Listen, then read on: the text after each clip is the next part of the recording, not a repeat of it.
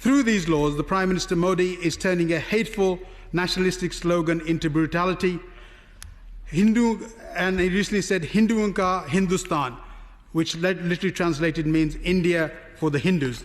The CAA has generated nationwide protests from Muslims and secular Hindus, prompting an ultra-nationalist BJP politicians to demand that the sectarian hate mob hits back. Recently in Delhi, there has been over 40 people killed by these mobs who are attacking Muslim homes and families and taking no notice of any of the authorities taking any notice on this issue.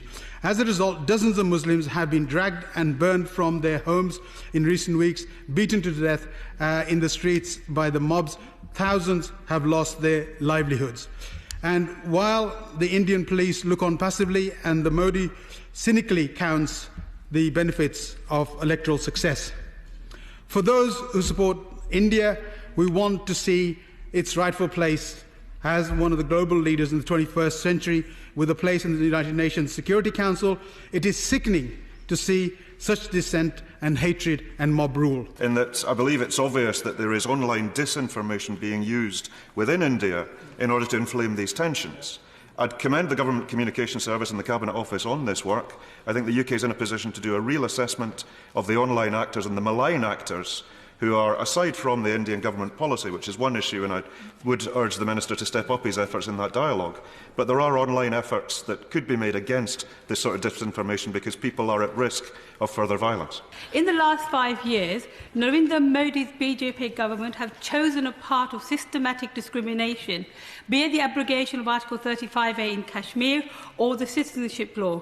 Calling the recent violent community clashes seeks to normalise a far more sinister event. India is now controlled by Hindutva supremacist RSS ideology with strong historic link to the Nazi Party, and the current Prime Minister of India was a member of the RSS. What step is the Prime Minister taking to call out this discriminatory practice at the heart of the Indian government? Thank you very much. Incited mob violence in Delhi on the basis of someone's faith brings back painful personal memories as a religious minority of the 1984 genocide of the Sikhs while I was studying out there in India.